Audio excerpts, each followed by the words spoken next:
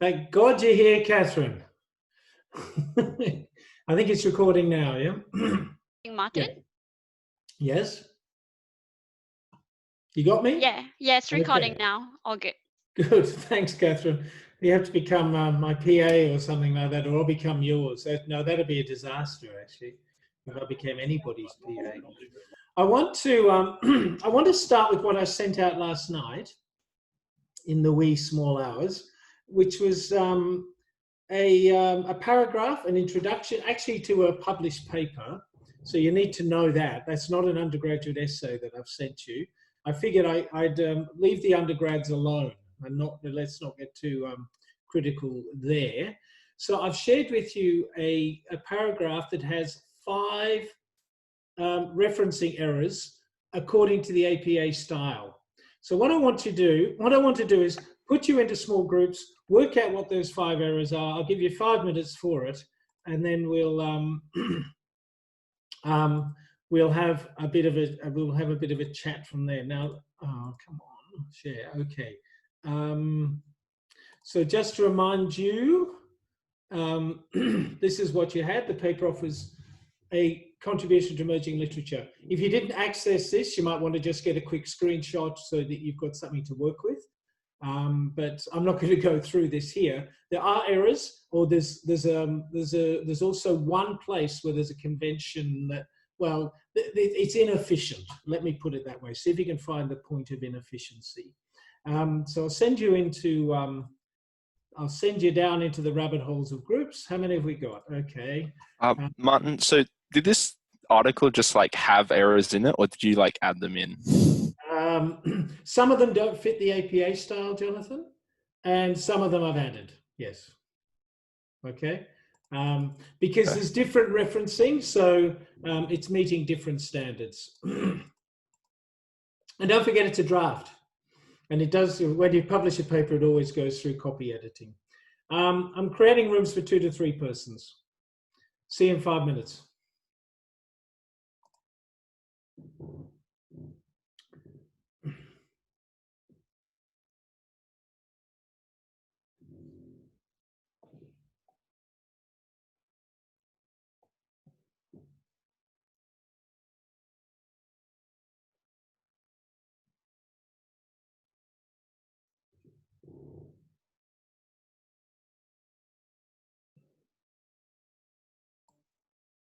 You okay there, Paige?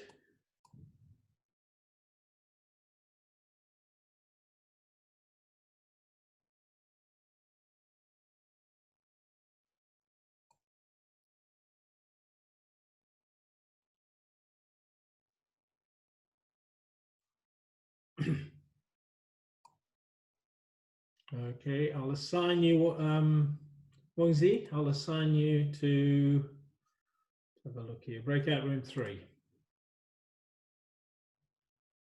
So I'm not sure if you can hear me, Wangzi. I've just assigned you to a room. We're looking at the piece I sent out last night, just ask you to identify referencing errors.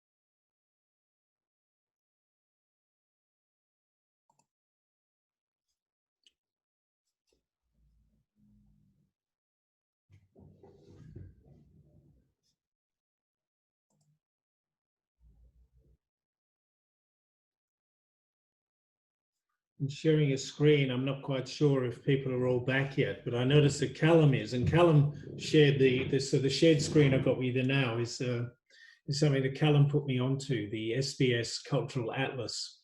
Fascinating, it's a fascinating thing, just looking at core concepts. So what's become a fairly standard part of our discourse now, and I think it's an important one. It's such a change in my lifetime. So acknowledgement of Indigenous people as custodians, the word choice is always interesting. Perhaps it's, as I've heard somebody saying recently, living on land that is unceded by the Indigenous people of Australia is another way of thinking about it. But just these sort of things here. The following cultural information depicts this newly dominant culture, which I had to sign to come into this. I had to sign an acknowledgement that I'd read, again, an acknowledgement of Indigenous connection to country, but also that it also said something about Australia being now having, since colonization, we now have something, I think they called it European-like cultures are kind of dominating the scene in Australia. European-like cultures. I've never ever seen that phrasing before, and it's fascinating to see what's going on. Thanks, Callum, for pointing that out. And it's something that you may all want to have a bit of a look at when we're thinking about this Australian ethnoscape, as we're doing this week, with a particular kind of emphasis. All right, how did you go with that, I wonder? I think the best way to deal with it is to actually look and just start to highlight what they might be. So you can see the screen, and I've done a change thing that maybe that you've picked up some others as well. So you can see what I've got here, folks. Yeah, is that all right? Yeah. So the first one, the first reference, you put the symbol and, you don't right and. Okay, so that's the standard process with APS. Did you pick this one up? Favell, Feldblum, and Smith. Once you get more than two, it becomes et al. So in the APA system, once you're over two, it becomes et al. So we don't bother writing out all those names. Thankfully, when there's 16 of them, Roxanne, you know more about that in the science areas. We tend not to get 16 in a social sciences paper, but Favell et al. If it was just Favell and Feldblum, it would be that, Favell and Feldblum. Shouldn't there be a full stop after the al, like it's et al full stop? Yes, there should be a full stop after the et al, Jonathan, yes. I'm one of those markers who will rarely notice things like that, but some people do. Some people do. I always think I've got better things to do with my time, but that's another story. Consistency is the main thing here. But anyway, look, just following some of these processes is useful. Now, the third one I've picked up, Hugo, and this actually was a bit of an error in it, or it doesn't need to be there. I like to get page numbers as a reader because I like to know exactly where it is in the paper. But you only put page numbers when you use a direct quote. All right, so only do it then. So there's the next one. I didn't need to put 13 there because I did not do that. Now, here's one that often comes up, and it is one of my pet hates, so I put it in. Jonathan, just to pick up your question from earlier. I added this to the original introduction. I'd never write this. So Graham Hugo, in his paper titled Population Distribution and Internal Migration, folks, we know that it's in the citation list. Do not waste space by telling us the name of the book, telling us the name of the paper, unless the title has a particular resonance, a particular point. It's got its own conceptual point that you wish to make. I do not see that one as being possibly providing me with that. It's a pretty boring, pretty standard title. All right, so we don't need it. Don't put those in. All right. And then the fifth one that I've got anyway, and there may be others that people have noticed, comes up here. And this is also something inserted. A direct quote here in double quote marks. And now this one is, it's a tricky one. I think it's helpful always to have the year after the author. You could put comma page 227, but the more usual thing is to put it directly after the quote. So we know it follows from that. You've just got to be careful to make sure it follows directly from what's there. Usually it will. So we do need to know page numbers of direct quotes. Anything else anybody picked up or wondered about? Yeah, in the just a couple of citations there, he says C. Conradson. Isn't the C unnecessary? Possibly. We were wondering about this, me and my partner. So we searched up, and apparently, like, it's kind of saying, for example, like it's like C is the same as putting like E. Middling mobilities is a term. So if you, here's some example. It's not picking up any. It's not their coinage. Is really. Yeah, it's like saying as an example of emerging literature and. That's right. It's not their coinage. That's what it's letting. That's what it's alerting us to. The one I haven't put in there, which is always worth knowing about, is when you pick a quote from an author. It's coming a direct quote from a paper that's citing another author. You do need to pay attention to conventions there.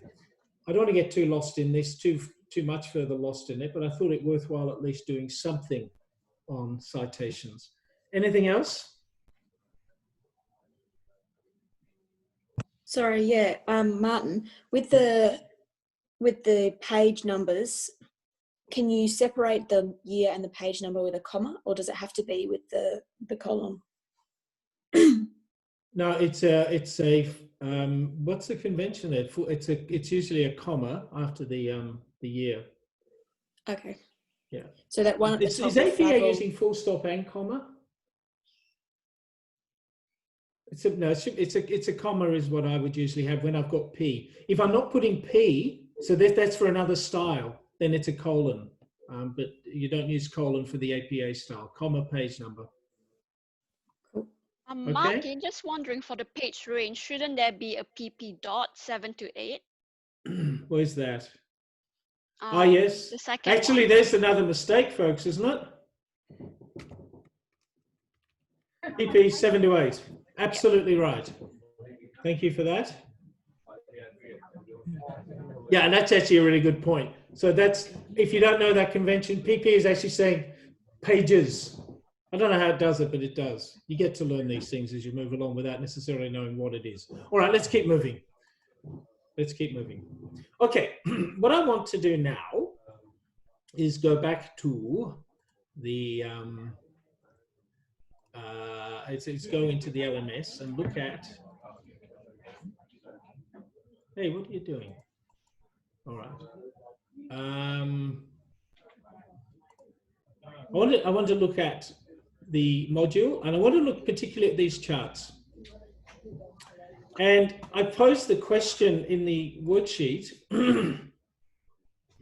asking you to firstly summarize the trends in the immigration evident in figure 1 and table 1. What do these figures suggest about portraying the 20th century as the century of the migrant? So when we look at a chart like this, help me, well, don't help me, let's capture some ideas around this. What does this chart show us? It shows that immigration has been a big part of Australia for its entire life, and it, as a nation, and it only hit a downturn during World War II. Well, it got below 10%, but it's on the decline there, isn't it? When we look at people born overseas, so we've got a decline. Can you see the cursor? Sorry. Yes. As it goes over, yeah. Okay, that's useful to know. Yeah, we can see. Okay, so at 1901, what happened in 1901? The Immigration Act. The Immigration Restriction Act, yeah. So there was a real effort at stopping immigration except from particular areas. And of course we go through, so there is a decline in that first, how would we call it, first half of the 20th century in the numbers of, it looks like a decline, at least in the numbers of persons coming. Of course, it could reflect a population that stagnated in some way. It could also do that. I don't think that is the case. It's not the case. In terms of people being born locally, this could actually, people being born in Australia, that has declined, which can help explain some figures here, some of the trends we're seeing here. Okay, so then what do we see after that declining period? After World War II, I think there was, if I remember correctly, there was like people wanted more people to come and populate in Australia. Populate Australia. Do you remember the phrase that was being used by Colombo plan? Populate or perish. Populate or perish. Did somebody else come in with another? Oh, I just had the Colombo plan to invite students. Colombo plans around the 60s. And that wasn't a migration plan, although people did stay. But that's a 60s movement to get people from overseas. Actually, the idea of the Colombo plan was for people from Asia, Asian nations and local and other and Pacific nations to come here, study, and go home and develop their nation. It was very much part of that developmental, that development era that was there. So it was part of that. There was also Cold War politics as well in all of that, trying to stop communism's influence and spread. So you've got this going on. So yes, you've got the post-war boom and increased migration from all over. You've got a relaxing of the rules around the White Australia policy or the Immigration Restriction Act of 1901. Then we see here, what's happening around here? 70s. The oil crash? Yep, oil crash, stagflation. So then we're going through significant economic downturns here. Migration ceases, not being brought in. Then we get a boom happening here. So we start to see an increase. And interestingly, for the very first time, the number of persons born in Australia, not born in Australia, has exceeded 25% for the first time in the Federation's history anyway. Wouldn't have been the case, of course, back in 1788 and beyond and into those years. So interesting kind of stuff going on there. But the thing about this picture is, what do you know about migration now compared with this period or this period here? It's easier and it's more doable to everyone, and it's encouraged even for work and stuff. Encouraged for work. It's easier and more doable. It is easier and doable for certain persons. Is it increasingly temporary? It's Yeah, increasingly now it's temporary. Yeah. So don't forget that what the census does is ask where were you born. It doesn't ask if you're citizen. They're not. That's not what the census is doing. It's the people who are here. So it can be people. I believe that's the case anyway. I better just quickly check that. But it is about people who are here. So we've got some of those things going on. We need to dig into those figures a bit more. What does the table tell us?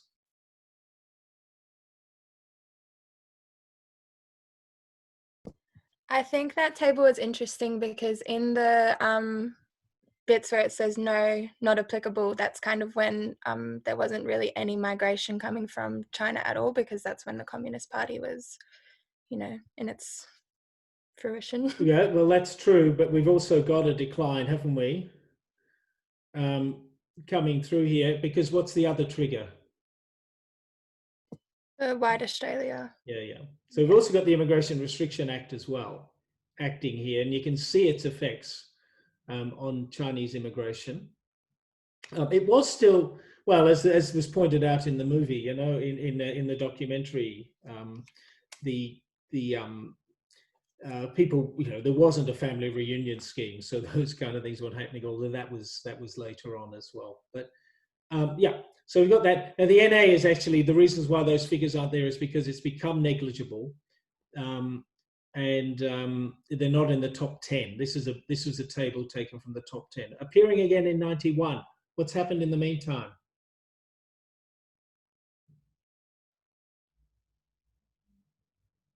Tiananmen Square. So there's a big influx. So that was 89, I believe.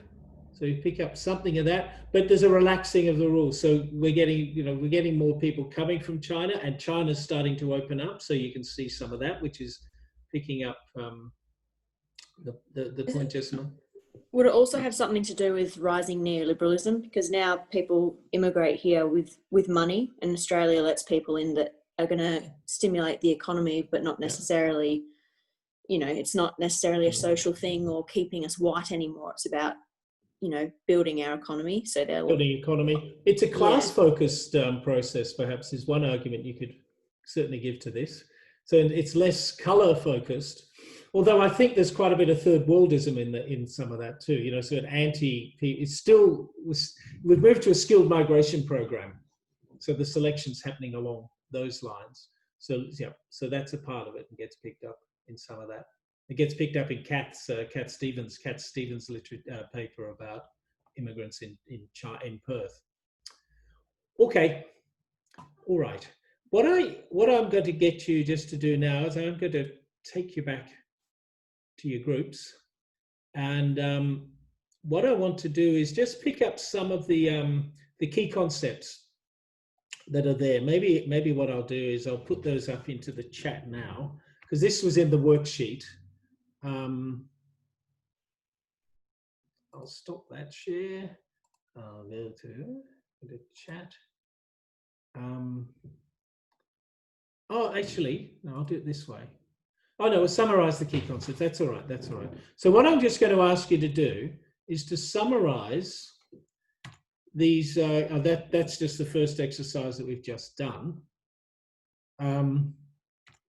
So we've got the list of key concepts: Imagine Communities, Immigration Restriction Act. Just want to invite you just to go again back into the group. Just work your way through that. So you again might screenshot or just a quick note of what they are, or they're in your worksheet anyway, and just have a chat about them.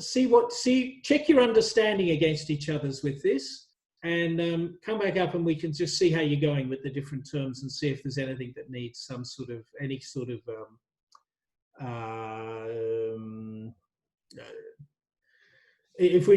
sorry, I'm blanking on a word there, but if we need to just clarify some of the elements of that. Okay, so I'll keep you in the same rooms.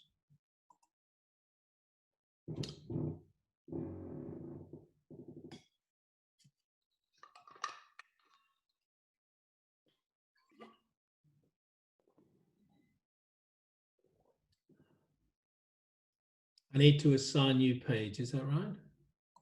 Yes, sorry, my laptop crashed before. Okay, that's all right. These things happen, don't they? Please, Martin. But yes, yep. I'll just look at which ones. Okay, 8 and 9. All right.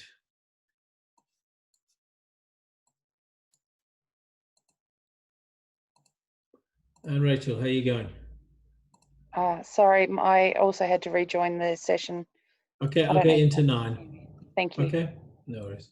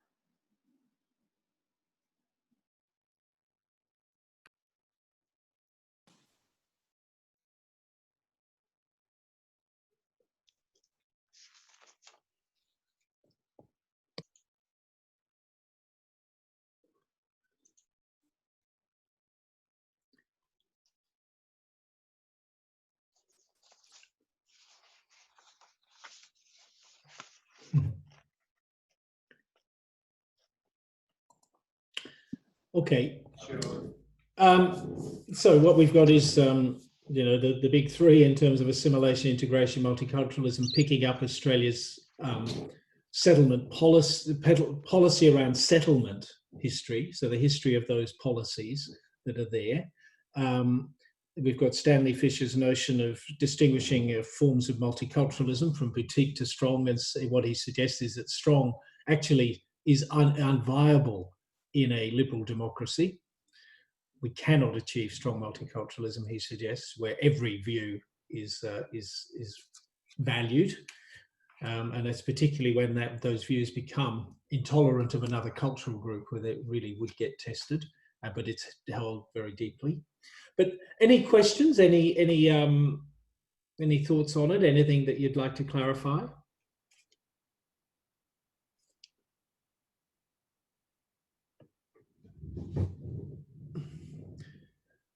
So part of Sorry, go on. Oh, sorry, I was just thinking about, because I come from Malaysia, and in Malaysia, racism is institutionalized, and how one could argue that Malaysia is a multicultural society because we have the three main races, which are the Malay, Chinese, and Indians.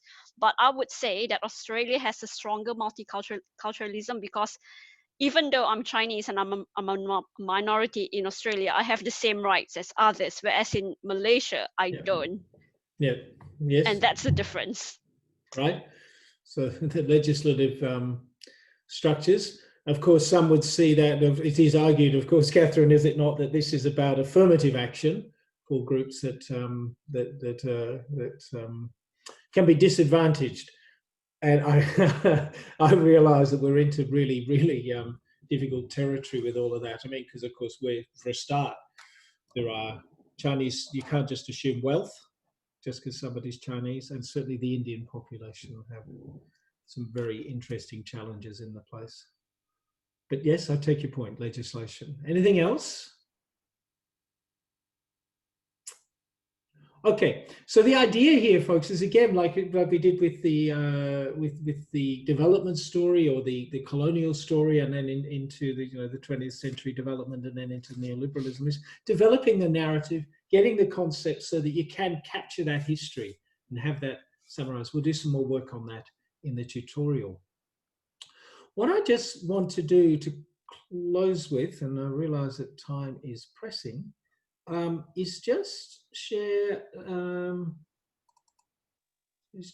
this. So these are coming from Ang's really, I think, very interesting papers. She's one of the great contributors, I think, to the debates around culture in Australia. Ian Ang out in Western Sydney. Now, here's one of the statements that I picked off. Nation states, whether as a consequence of recent immigration or as a legacy of the colonial past, are irrevocably ethnically diverse spaces. They will always have to contain within them the frictions between sameness and difference, unity and diversity. Now, my question here is that a simple truism? Or would somebody want to, does anybody care to argue with that idea? And please feel free to. Are we irrevocably ethnically? Has nationhood really, and the history of the 19th, 20th century, and now into the 21st, just simply produced ethnically diverse spaces? I don't think that's true for a lot of countries. If we look at Japan or South Korea, they're nation states, but they are very homogenous. And so this is describing something like a Western country, which is diverse, but not all countries are. Not all. And some might say, Axel, did you want to chime in at all there with your experience out of Norway? Well, I mean, Norway is a very, what's it called, monocultural country, you can kind of call it, with, a lot of people that are ethnic Norwegians. So, coming here to Australia was kind of like a bit of a culture shock for me, seeing people from all places in the world kind of thing.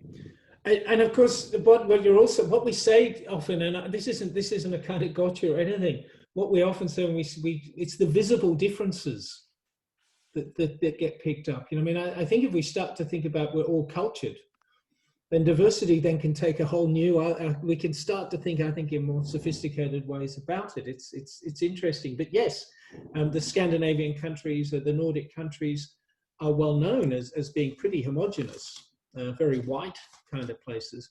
But of course, at the same time, they've had a fairly robust humanitarian project over the last several decades as well.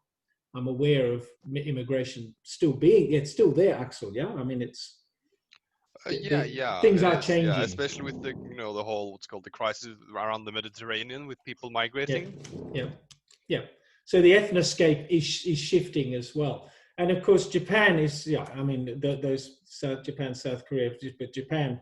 Well, it's relied on South Korean labor, that's for sure. But sure, they're places that have managed to keep themselves more closed, I guess, is a way of seeing it, but not purely. One thing that I was wondering about is the use of the term friction, and I can't help wondering if it can also be productive to be thinking about it in terms of opportunities, or as synergies, maybe is another word that we could throw into this. Does it always have to be conflictual? Is a question that I'd like to pose at that. She also makes this observation about groupism. So she's obviously having quite a bit to say about groupism, and the Chinese experience in Australia lends itself very well to critiquing that idea. So she asked that question towards the end: whose interest does such persistent ethnic identification serve, and with what effects? Similarly, what analytical and political implications are there in grouping all people of Chinese ancestry in Australia, however diverse their histories and experiences, into a singular ethnic category? My question is, what are the alternatives? What terms can we use instead? Any thoughts there? Maybe instead of dividing people according to their race or ethnicity, we could divide people according to how much money they have. So class. Okay. Hey, what, in everyday conversation, Catherine, you can imagine, it'd be interesting to see how that would go. Yeah. What you're talking about there is an analytical category, Catherine, is that correct? Yes. Yeah, yeah. So we've got to distinguish between analytical categories that we might use as social scientists and those of the everyday. I think some countries associate, like if you're an Australian, that isn't to do with an ethnicity, it's to do with if you're a citizen. And I think America is the same, maybe even the UK is the same. And it depends on the history of that country. So in many countries, whether or not you are a Japanese or Chinese is dependent on ethnicity. But some of these Western countries, because they don't have an original native ethnicity, it means that instead they use citizenship to gauge it. Yeah, but not in the everyday encounters. I mean, I bet there's people in this room who were born here I'm willing to bet it's there, who were born here who still get asked where they come from. I wasn't born here and I never get asked that question. So the everyday multiculturalism elements, I think, are kind of fascinating. And this is part of what is being got at here in her point. So hyphenated forms, of course, African American is a term that springs off, that comes off the tongue quite easily these days. Wouldn't have done 50 years ago, but it does now. Chinese Australian. So that's picking up your citizenship point, of course, Callum, or may well be. I've been thinking for a while about how we don't really hear about Caribbean British.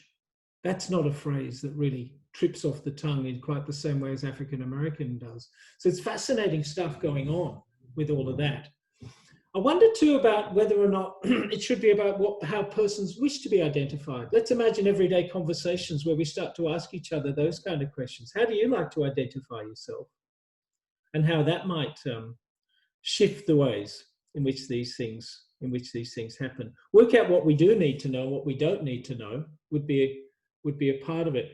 I was going to show you a website. What I'll do is actually link you to it. It's too clumsy at the moment and we'll lose too much time. But there's a fascinating discussion about, because it actually, the one thing we have legislation around is indigeneity. So people can't simply claim to be Indigenous if there's not some level of community acceptance of that. And if it needs be, particularly around a particular kind of right associated with being Indigenous, that will go to a committee to decide on that.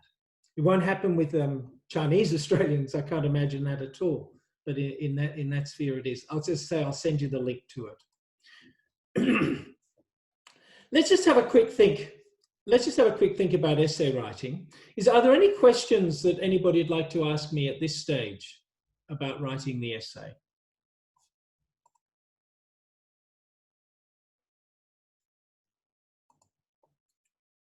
Oh, actually, how strict is the word limit? Like, do you have the kind of 10%? Plus or minus 10%. Yeah. It's actually stipulated in there, yeah. Yeah. Oh, but you know, But you know, Sophie, when I examine it, it's very rare that I do sometimes notice when an essay is long. But I don't, you know, 10%, it has a little bit of, but don't go over 10%. Keep yourself in those bounds. Yeah, no, I just had to hand in an essay for a class where if you went 50 words over, penalised. So I'm happy with that. No. Oh, no, that doesn't. I think, yeah, I won't notice where your full stops are in the brackets. So yeah, I'm much more interested in your ideas and what this exercise is about, which is a learning exercise. All right, just let me share a couple of different things here. This is coming from a senior lecturer in sociology. Writing poor introductions. And look at those common errors. Globalization is an important topic. It's just a filler. We know that. Tell us why it's important. Don't just make that kind of very empty kind of statement. Marx was an important writer. Yeah, okay, great. Marx was important because what Marx brought to us was this kind of thing. So approaching the question at hand, what key questions the essays will address. Obviously, this stuff will be available after this, so the slides will be available. Give the reader a guide to your argument. Much as you would give someone directions on how to get where they're going, tell your reader what steps you'll take, what the key points, turning points will be. I don't always like to open my essays in that way. I do sometimes like to give a story to open with, and you've probably seen that a little bit in anthropological writing especially. But I think this is your safe route into writing the essay. Roxanne, are you putting your hand up? Did you want to ask a question, or is it? No. Okay. I can only see some faces, by the way, because I'm sharing screen. Structuring. So frustrations about poor structuring of an essay. This is coming from actually University of Manchester, so it's UK text. The order in which ideas are presented, essays that ping pong from one idea to another, then back to the original idea, indicate the student has not really thought through their argument. The structuring of paragraphs, and some students seem keen to cram in as many, often unconnected points, many ideas as possible. You've done all this reading, you've got all these ideas. One of the things you have to learn as a writer is to kill your babies. There are going to be some ideas that are, you know, you're holding on to and holding on to and holding on to, but they don't work for this essay. You have to write, that's another essay, not this one. You have to get clear about that. But to do that, I think you've got to be very clear about what your argument is. So I want you to remember you are in charge of the essay, what it contains and doesn't contain. You're given a topic. Now get in control of that topic. Get an argument, get a thesis, and let that guide what you're doing. Tell your reader what you're going to do, perhaps even tell your reader what you're not going to do. I'm aware when I write about this that ethnicity and gender are significant, but I want to focus on social class here. So you're in control, and you dare your reader to argue with you around that. And I can guarantee you, I won't argue with that kind of reasoning. I'll be saying, great, you're right on target. Keep moving, keep funneling down to the point you want to make. Now, one of the things I suggest you do soon, if you haven't done it already, this isn't about starting your essay, by the way. This is about getting prepared. It can actually get incorporated into your essay, but here's a useful way to go about things. This essay is about.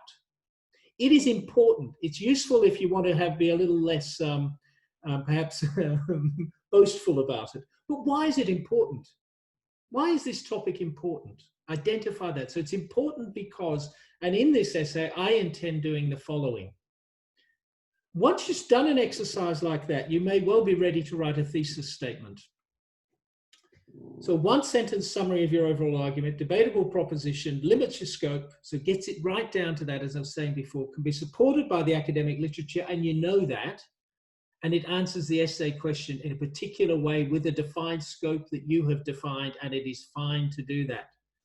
Right, so go and write a draft thesis statement would be one of my pieces of advice once you feel like you've done enough of the kind of work around it. But do it early. Don't wait till the end, until you've got all your research done, because this then will help you work out what bits you need, what bits are missing.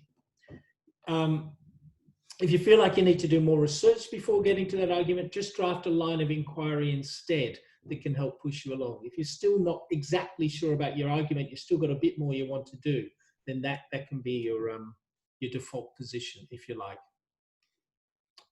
So next week, there's no workshop at this time. The tutorial will be the workshop. And for that, you will need to have drafted a thesis statement, identified 1 to 3 case studies that you're going to be working with. Don't get to 3 unless you really have to. Located some relevant sources, defined a key concept, considered some supporting points, and drafted an introduction. There's your challenge. Draft an introduction. No matter how drafty it is, bring it along. Get feedback on writing. I know that that's a challenge for many of us, but in fact, that's the best way to learn about yourself as a writer. You should come out of any unit in the arts a better writer than when you came in. Okay. Any questions? Anything you'd like to raise here? Martin, I have a question about the last question with regards to the sociology of COVID-19. Of COVID-19, yeah. Yeah, in that particular context, or even for some of the other questions, there may be students who have personal experiences that relate to that, so there might be a little bit of opportunity for a little bit of reflexivity in the essay writing. Is that something that you're in favour of, or you prefer us to not do that? Yep. I think using story is very helpful. I'm trained in anthropology. Stories are data for us. Okay, personal stories. I mean, providing you're not violating the copyright of other people's lives, I think that's very acceptable. And it's a great way. It is a great way to locate. And as I said, if you felt, a story can be a great way to open a paper. Yeah, especially because I was thinking particularly with, we're starting to see now kind of almost anecdotes, I would suggest, about some of the experiences that people have lived through with with COVID lockdowns and things. And I think being able to sort of draw in little quotes from some of those perhaps less formal evidence, is sometimes useful to illustrate a point. As I pointed out from last week's tutorial as well, the material that you've generated just in those interviews are potentially usable in there. Okay, thank you. My rule of thumb is with the inserting self into essays, the kind of stories that reflecting out of one's own experience, is you've got to have your self-indulgence meter on. You've got to, and that's where it's helpful to share writing with other people as well. Is this me just getting caught up in my own world here? Or does my experience speak to the larger picture? Is this an example of where the great is found in the small? Well, for me, it was because my thesis was kind of formed around, well, this was my experience, and surely I wasn't the only one that felt this way. So the great is found in the small. Yeah, I sort of thought that might be that might be a good entry point for me. And it's even better if you can connect it to research literature that's around us. Obviously, something that can confirm those ideas. Yeah. Thank you. No worries. Anybody else? Yeah, you said, well, that person that you quoted said not to use dictionary definitions. Yeah. And I've written like a couple of draft paragraphs, and one of the things is I say, this is in my intro, this is in a paragraph, according to the Australian Government's Department of Home Affairs, culture is ... and that's kind of relevant to what I'm arguing. So is that okay? Fantastic. Yeah, it becomes part of it. I'd use dictionary definitions if I was analysing them. Rather than them being the defining feature, the definition of the work you're doing, isn't it interesting how the language is working here, and how government is defining? So I think yes, that's data. All right, Carla? This is a funny thing about doing this by video, it's hard to tell. It's much harder for me to read how people are actually taking it, because it's a much more blank experience as the sharer, as the imparter of information. Anything else? Martin, you've mentioned 1 to 3 case studies. So far, I'm writing about hip hop and rap in China, and I have 3 papers which I feel represent different aspects of the connection between the global and local. Yeah. Is that okay? That sounds just fine, Catherine. Sounds good. Okay, you don't want too many more. Okay. You have not got a huge space to work in. Okay. Yep. Sorry, Martin, when you say case studies, do you mean 1 to 3 sources, or? No. Well, I mean, I can see where you get that from Catherine's. I think what you're saying, Catherine, is you're focusing on hip hop in China. That's your case study. You're doing the single case study. I know we had a bit of an exchange around that. But you know, if you did, if the case study would be hip hop in China and Taiwan or something like that, which is just China. Yes, man, big issues. I also have a question about that essay question. When you talk about the relationship between the global and the local, are you looking for a comment on homogenization or heterogenization or hybridity? Is that kind of where you... That would be a very reasonable interpretation of where the question is leading you, Franco. Yes. Okay, cool. Because I just wanted to. I don't see how you could avoid it in given what we've been working with there. Yeah. It may give you some other directions as well, but yeah. Cool. Thank you. Anybody else?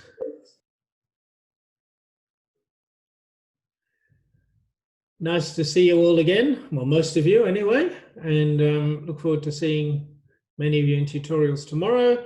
A reminder: no workshop next week. Okay, I'll see you in tutes. All right. Obviously, if you've got questions, you know where to find us. Thanks all. Thank you. Thanks, Simon. Thank you. Bye.